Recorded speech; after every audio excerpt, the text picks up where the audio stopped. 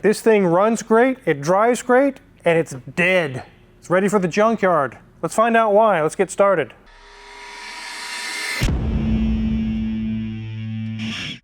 This is a 2009 Suzuki Grand Vitara with the 4-cylinder in it.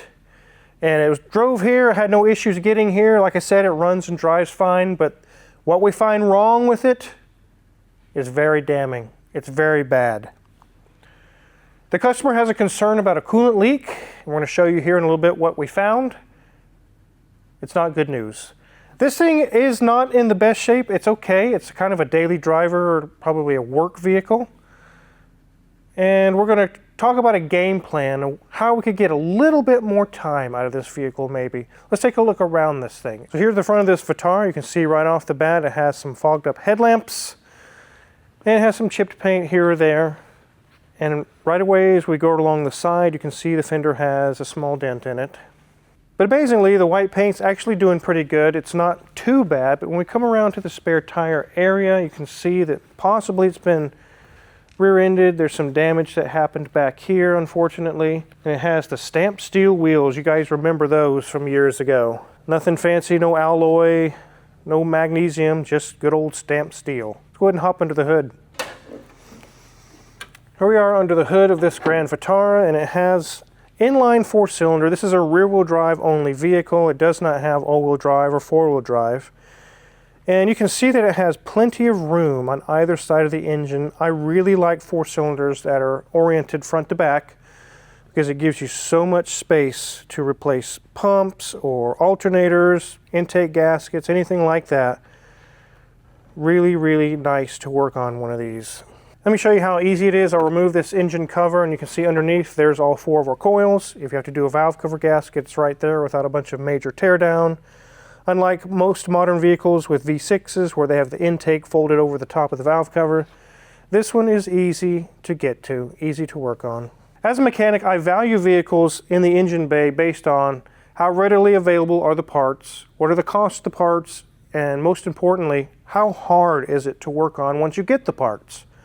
This one would be very, very easy. Let's let Mrs. Wizard show you guys around the interior, then we'll get this thing up in the air. Okay, look at that. It's kind of tiny. It's in the corner there, but 203,436 miles.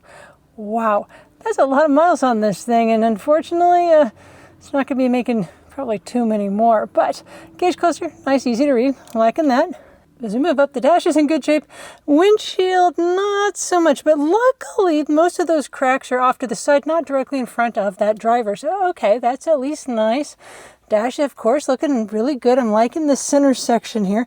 Very simple buttons, and I'm liking the graphic there. Yes, it does say that we've got the blowers blowing on the floor. Okay, I'm liking that. Let's see what they look like if they go in different modes. Oh, look at that. And that just, as we move back, well, it's a little hard to see, but yes, that is a shift pattern you're seeing. Yes, this is a 6-speed, I'm hoping, manual transmission. It's kind of rubbed off there, but I'm imagining got a 6-speed down below here.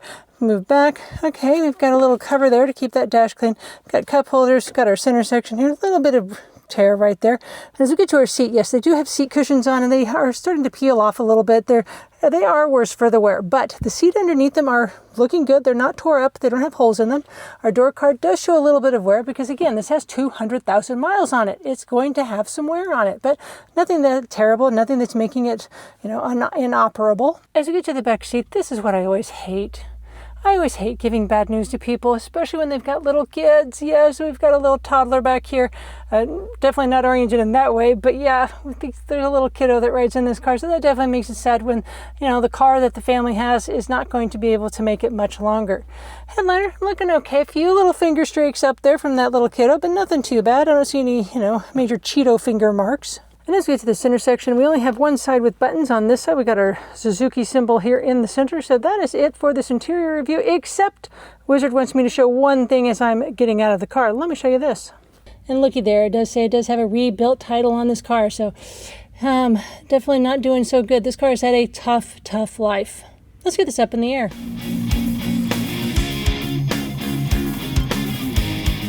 So right away I mentioned at the beginning of this video the customer complained about a coolant leak, and that's what all this is. All this gunk. It's not even oil leaks. It's just coolant that's been leaking for a long time, collecting dust, collecting grime and dirt. You can see right here on the oil pan, we have green antifreeze pooling up.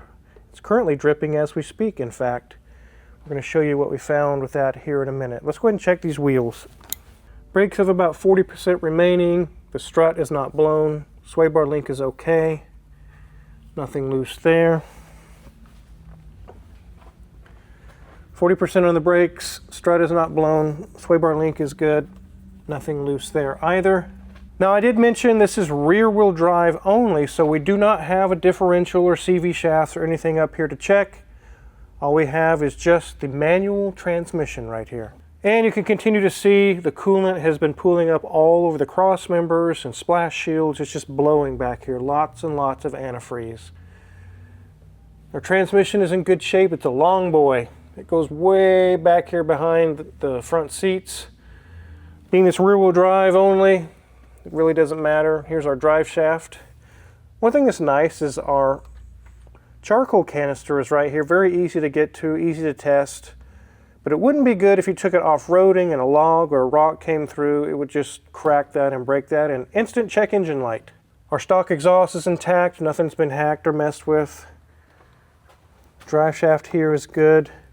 There's more antifreeze even all the way back here, Mrs. Wizard. That is insane. But here's our little differential. It's not leaking, but we do see this is green antifreeze there. Our CV boots are good. We'll check out these brakes. They're about 30 to 40% remaining. The shock is not blown. Nothing loose there. CV boots are good. Shock is not blown. Nothing loose there either. We have our exhaust going 1 into 1. It has a large muffler right here and then a single out. This one would be tough to put a receiver hitch or something on if you wanted to tow a small trailer or bicycles or something, because the exhaust takes up this whole area where it would mount. But I guess it's really not that big of a deal. It's such a lightweight vehicle. Let's check out the date codes on those tires. So these are fairly new. They're 36th week of 2024, so they're about a year old, and they've got plenty of life left in them. It's too bad the sad news we have on this thing. Let's get this thing on the ground. Even though it's leaking, I promise you this thing runs good. I'll go ahead and let you guys hear it. It has plenty of coolant for it to start it just for a few moments, but I'll let you guys hear it for yourself.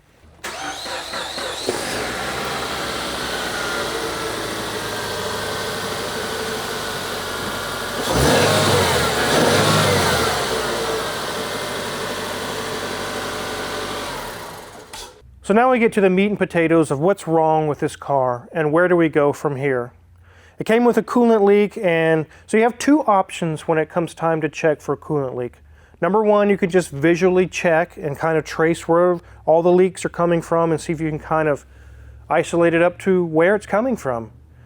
But sometimes it can be really difficult to see and find exactly where it's coming from. You can maybe locate an area. And one of those ways that we do it, and we have this tool listed in our Amazon affiliates link in the description below, is with a pressure tester. They usually come with a whole set of radiator cap style adapters that you just twist on. You connect this to it and you pump up the system to about 12, 15 psi. And it simulates the engine running under full pressure. And any kind of leaks are typically going to very likely show themselves very easily with the pressure. They'll either spray out or drip really fast. And that's what we did here. I had Junior Mint pressure test this engine, and he saw that on the driver's side of the engine, right along that area, it would have a steady stream just pouring out. But so he raised the vehicle, looked underneath. He couldn't really locate exactly where it's coming from. He lowered it back down, looked up top, and you can kind of see a wet area. It was really hard to see. And thanks to today's sponsor, Autel, they gave us a new replacement for our borescope camera. He used this tool to find out exactly what's going on, and it shows a clear picture, but a sad picture for this future of this vehicle. Let's take a look. So we got our pressure tester connected. We'll go ahead and pressure it up to, I don't even think I'll need much more than 5 or 10 psi. Get it up to around 10. And you can tell right here, our hoses are nice and tight. They got pressure, and if you listen, You can hear it currently dripping heavily. And this is the quandary that Junior Mint had. He's like, I can't really see where it's coming from. And that's where this tool comes in handy. This is our Autel MV480. I'll go ahead and turn it on. It is a borescope camera. You can take pictures with it. You can save them onto a little micro SD card to show the customer. You can also do up your nose. We're not going to do that. That's probably going to be gross. But this replaces our older unit that it wasn't a very clear picture. It was kind of outdated. And thanks to Autel, we have this new MV480. Let me show you how powerful this is. So here we are. We can see some on the side of the engine block. This is not the cylinder head. This is the block. We see coolant pooling up and it's dripping. You can see that looks like a hair, a very white line right through there, and it goes all the way through this boss all the way up to the top of the block. This block is cracked. Without this borescope camera from Autel, we would have had to pull the exhaust manifold off to really get a good visual check. You could kind of see it with a flashlight, but it's just so crowded in there. It was very difficult. Guys, you got to get one of these if you run a shop or you do a lot of do-it-yourself work. These cameras are amazing. They can take hours of work and turn it into 2 minutes of work by getting right to the issue. You can use this inside spark plug holes, into cylinder walls, all kinds of really good uses for this. So where do we go from here? So here's what we're going to do to this vehicle. Nothing. What do you do?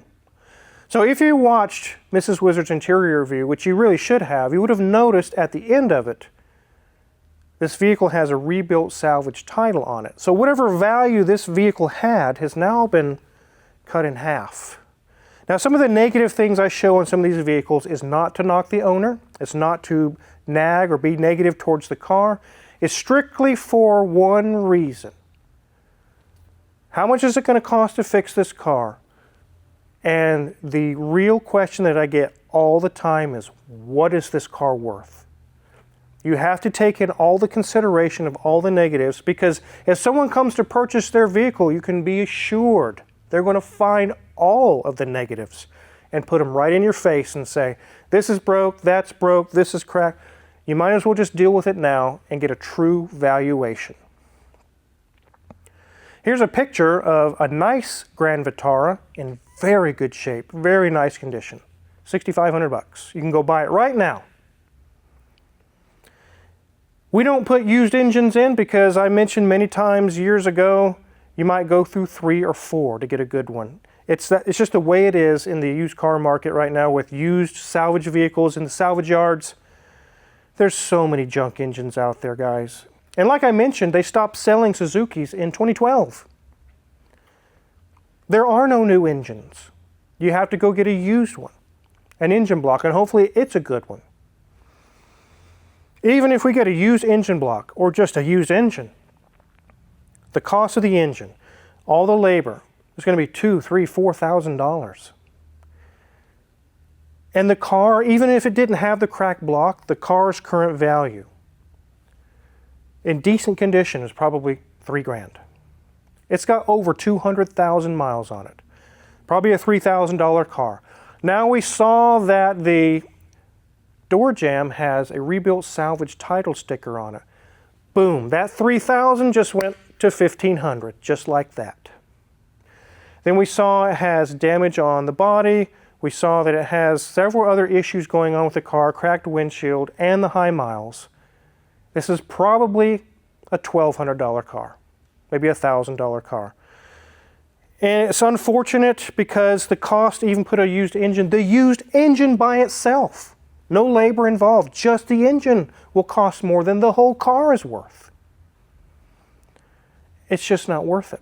So there is a small solution though. Are we going to fix this and put a new engine in it, or there is no new engines?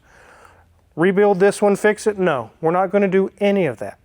I wouldn't even go down that path with the customer. I wouldn't allow them to because it's just not fair. It would be more wise to use that money getting another car.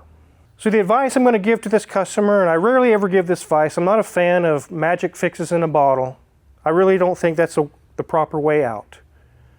But with the value of this vehicle, and that it actually currently runs fine, all they need is a little bit more time. 6 months, a year, maybe 2, until they can get finances together, figure out what they want to do, what direction they want to go. It gives them a little bit more time. And as you saw with the cracked block, we're not hurting it anymore. I don't really sell this on my Amazon affiliates or sell this, but this is something I keep for emergency situations. AlumaSeal. You pour this in the radiator with the antifreeze, where the antifreeze goes. Let it cycle, let it get warm. Any hairline cracks in the radiator or anywhere in the cooling system, like the cracked block we just saw, it could possibly, very likely, will seal that up. And if it reduces it by 80 or 90%, they make sure they keep an eye on the coolant level, they can get another year out of this car. It may actually completely stop the leak. We'll find out once we try it out. But that gives us some more time so the customer can figure out what they want to do. But no, it is absolutely in no way, shape, or form, no matter how you think about it, is worth pulling this engine and fixing this. It's just not. Now some of you say, just put some JB Weld on it and be done with it. You first have to take the exhaust manifold off to even get to it, which means you're probably going to have lots of broken bolts.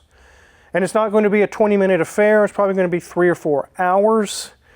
And I know from experience that no matter how well you clean aluminum blocks, JB Weld just never really sticks or lasts very long. It might last a month or two through hot and cold cycles. It'll eventually peel off the aluminum because it has silicone in the aluminum and it just doesn't stick very well.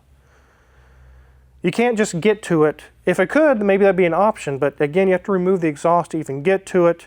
The AlumaSeal will seal it up even better, and I don't have to take apart and risk damaging anything. I looked at the exhaust manifold and it is just rusty. I mean, it is severely rusted. I would not want to take that off of there. One thing you guys got to be careful out there with whatever shop you're dealing with is they could take a situation like this and say, we can get you a used engine. Oh, you got to do this. You got to get it fixed. You got to, I mean, it's going to be $4 grand, and blah, blah, blah, blah, blah, and try to use your emotions against you just because they want to get the money. They'll throw in some engine from God knows where. Hopefully it lasts. A used engine that you could put in here may actually be in worse condition than the current one you have. If we seal that crack with AlumaSeal, they could go another year or two. This thing runs good. The one you found in the salvage yard may knock or tick or burn oil. So, I don't want to take their money. I don't want to replace their engine. We're not going to. I'm just going to put AlumaSeal in, give them some time. That's the best option going forward with this poor Grand Vitara. Isn't it sad, guys? It's too bad because it runs fine. It runs great, drives great. I don't know how that crack happened. Maybe they had wrong concentration of antifreeze in here. Maybe it just cracked from age. I'm not sure how that happened, but it is very unfortunate. It really sucks. Now, what I mean by customer not doing anything or we're not going to do anything, that means you just don't turn a blind eye to it. We're going to put the AlumaSeal in, then they still need to do oil changes. They still need to monitor the coolant system for coolant leaks or anything else. Make sure it's staying happy. But I wouldn't dump a bunch of money into brakes and transmission services and everything like that. This is a situation where you get the last little bit of time out of the vehicle and you let it go. That's all you can do. So definitely want to get a video out there to you guys to show you that sometimes the bad news really hurts. It sucks. This was probably a really nice vehicle. This is their work vehicle, and now they're going to have to decide what they're going to do, get another vehicle, but hopefully we can buy them some time. If you're curious what kind of tools we use in the shop to work on all these cars, check our Amazon affiliates link in the description below.